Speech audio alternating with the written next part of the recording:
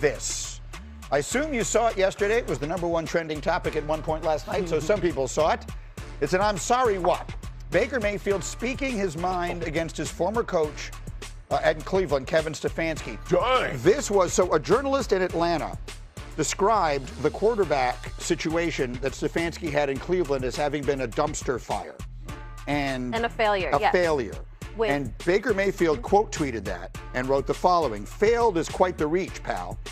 Still waiting on a text or call from him," meaning Stefanski, "after I got shipped off like a piece of garbage. Can't wait to see you twice a year, coach." That's Baker Mayfield to Kevin Stefanski, the new coach of the Atlanta Falcons. And let me just say, I am here for it. Amen. Okay. Amen. Go. Ain't nothing better than this. Like real hate in your heart. I am all about the action. I'm all about coaches not liking. I'm all about Ben Johnson saying what. I am all about people getting after each other and understand. And listen, Mayfield was treated like that. So he has every right to feel that way, to feel the way he feels, and I am fired up. Whoa. As a resident Cleveland correspondent here at ESPN, I will say we got to keep things in perspective, though. It's a revisionist history to say he was just tossed out like the trash. I understand, Baker, part of the reason he's no longer in Cleveland is because he got hurt. Right. You know why he got hurt? Because he threw an interception. He was trying to make a tackle on that interception, and then he got his shoulder hurt, and then he was trying to play through it. A lot of times when you watch Baker, I love Baker. I loved him in college. I loved him with the Browns. However, there were moments, key moments, where the picks would come, where you're looking at it and saying, can we win with this guy? What made it worse, though, was that organization saying, we don't think you can take us to the promised land. Hey, this other guy, this Deshaun Watson guy, that's the answer. I think the thing he's said garbage. that never heard from Stefanski. Yeah. Never got a phone call, never got an email, never got a text. I think that's what he's upset about. And I will say this, all that you see from Baker, it's entirely real. He feels that in his heart, and he's going to say it. That is not an act. But here's he means it. He can mean all he wants, and we love that. Now back it up. Can't wait to see you 2 times a year, coach. I'm sorry. I appreciate, twice. normally I appreciate some perspective and calming down. Not right now. From what I've talked to a few correspondents, the word pal is quite offensive. To certain people. I wasn't sure. Pal, maybe your friend. No. No. If you call somebody a pal, it's on. And I'm happy. I don't care about the story or the truth of it. He hates that man, and I can't wait to see them go at it. For the and record, I'm rooting for the player. the pal he's talking about is whoever the writer is. Orlando Ledbetter, longtime AG And I will say this, reporter. I want to piggyback on what Peter said. So Baker Mayfield had a great year. That 1 year with Stefanski, they went to the playoffs. They won a playoff game. I believe it remains the only playoff win they had 48 years. in They this beat the millennium, Steelers, yes. right? And all the rest of that. Then the next year he comes back. He gets hurt, to your Early point. in the season, If he had just shut it down, then maybe everything would have been different. But no, he did exactly what a tough football player does. He tries to play through it. He has a bad year. The owner falls in love with the idea of Deshaun Watson. And I understand why he feels like he was thrown out like trash. I'm 100% on. And so I guess the idea that the quarterback situation in Cleveland was a dumpster fire, I don't think is an accurate representation. Baker Mayfield was playing pretty well there. They win a playoff game against their arch If Hollywood Higgins Steelers. doesn't fumble the ball out of the end zone, they almost beat Mahomes in Kansas City. Right. So, I mean, I think he has a right to be upset with having with his time in Cleveland being represented the way it was. And then obviously, I mean, I don't know what the etiquette is, but you would think that Stefanski would have called him or something. I mean, come on, bro. Come on, pal. Absolutely you call him. Come on, pal. You call him. Pal. Listen, because to your point, and I don't know Stefanski from anybody, right? But maybe the owner made the call. Hey, listen, I didn't have a whole lot of choice in this, or I'm sorry this happened, this went down this way. You know, the owner or the GM wants to move in this direction. I loved coaching with you, man. I wish you the absolute best. It doesn't take a lot to call. We understand the business, right? Like he understands the business part of it. But when you act like that and then just sit and you ain't heard from him, it's personal. I think the part that really rubs me the wrong way is he's playing hurt. And he's doing that for the team. Right. That's not for him. What was in his best interest was to fall back and watch this team struggle and say, you really needed me. But no, he's playing hurt. He's trying to save your job. He's trying to get this team as far as possible. And then you decide to reward him by saying, get out of town, which I know, I'll be honest with you, there's no call, there's no meeting that's going to make Baker enjoy that experience. But the fact that you didn't call, it gives him something to grab onto. You got to be like, think about it. Look how many stops Baker has been to between the Rams and Charlotte and Tampa. and he's still like Texas Tech, and there's a lot of different Just places. say thanks. Like, I know your shoulder was hurt. Yeah. You took some shots. Appreciate it. And you kept fighting, and it sucked. And I know your career hasn't worked out here. I hope it works out well somewhere else. I know it will. And appreciate your effort. By the way, pal, very much a pejorative. Okay. Pal, chief. All right, chief. Boss. I got it, exactly. Those are all right, buddy. Yeah, those. Yes, I'm right. That's the one thing I'm hip on. All right, coming up. We're back on Get Up. We are presented by Oral BIO Electric Toothbrush, and we are looking forward to the NFL's Final Four championship weekend.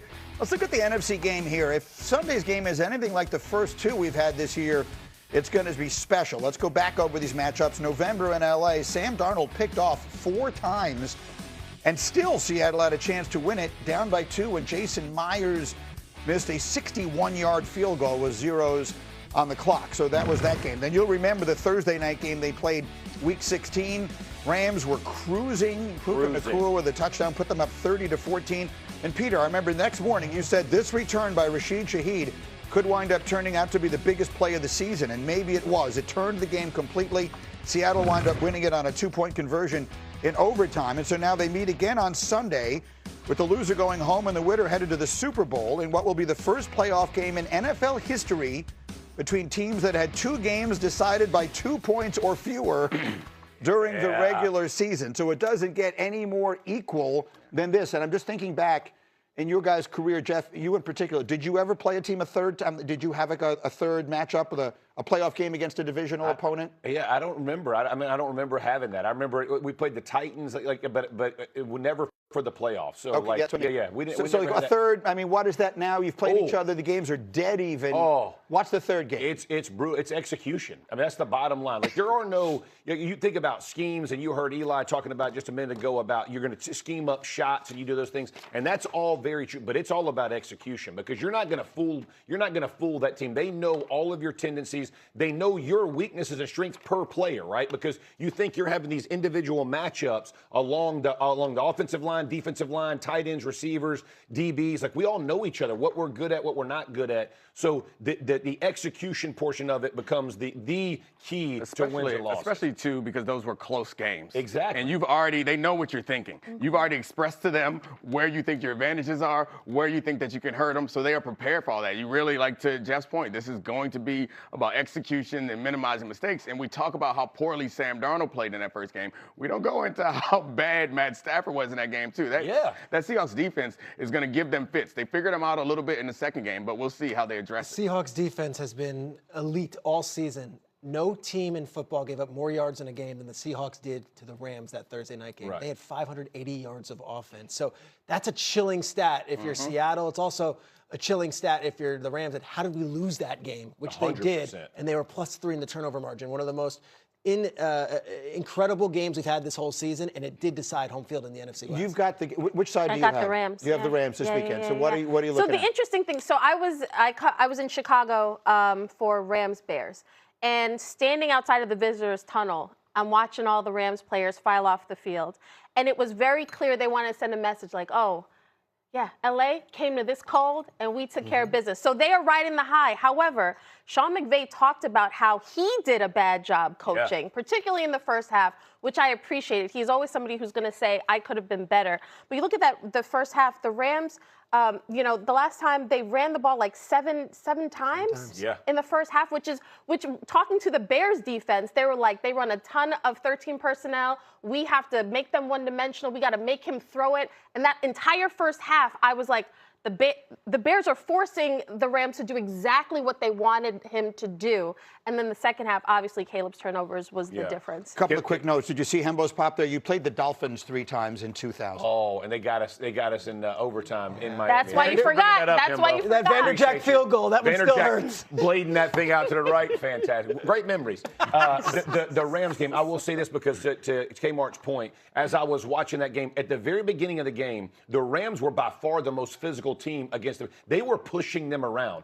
And McVay, If there's one thing about like all the McVay tree, they will fall in love with and you got Stafford, right? A Hall of Famer, you know he's going to put the ball, but it's really difficult to go score against teams like that. Like physicality at some point opens up that back end. He has to trust those guys to be physical because Seattle's not going to let you run it a bunch, but you have to stay true to it to open up on the back end. Let me show you. Shefty actually had us put together this graphic for Monday, and when we were going to get into this game, and then we had the breaking news about Sean McDermott, so we never did. These are the last 4 meetings between the Rams and Seahawks. Look at this. In the 4 meetings, they've each won 2 games. They've been separated by a total of 2 points and a total of 10 yards. That's crazy. In 4 games over 2 seasons. So you really can't have a more dead even matchup than this one. The point about running the ball, the Rams are very good at running the ball. And you're right, sometimes coaches get away from the run in the playoffs in these big moments. But running in Seattle is tough because most offensive run games are designed to put the cornerback or the nickel, someone who's not comfortable in run support, as the one who has to make the tackle. That ain't the Seahawks. That's exactly the Seahawks are not built like that. Witherspoon, the corner, will hit you like a linebacker. Even Worry is big as a linebacker, and he will also hit you like a linebacker. So it kind of plays into their hands if you think that you're going to create an advantage by making them tackle. They love to tackle. That's the way that Seahawks defense is built. That versatility speaks to, and that's the same thing with the Rams offenses. Their versatility gives everyone else fits. It's not going to give the Seahawks fits because they have players who are just as versatile, that are comfortable as corners playing against 13, just as comfortable as they are out on the edge playing isolated against a receiver. Fun little wrinkle here. The Rams told Cooper Kupp, we're going to be moving on from you, and they went and got Devontae Adams. It's worked out. Cooper Kupp now plays the Rams to go to a Super Bowl. Ernest Jones was a star on that Super Bowl team. The Rams told him, we're going to be moving on from you. Ernest Jones is a star on Seattle's defense. Yeah. There's a lot of interconnections here. What I love about Kupp, too, they use him he does a great job blocking. He's like Nakua over for the Seahawks. He does a great job of opening up. And without Charbonnet, because of the injury, Kenneth Walker, they can get explosive plays out of the run game. Kupp, not only from the receiver perspective, but the do-it-all. He's a teammate you want, man. And that's both of these teams. Like, if you look at team guys. Selfless guys.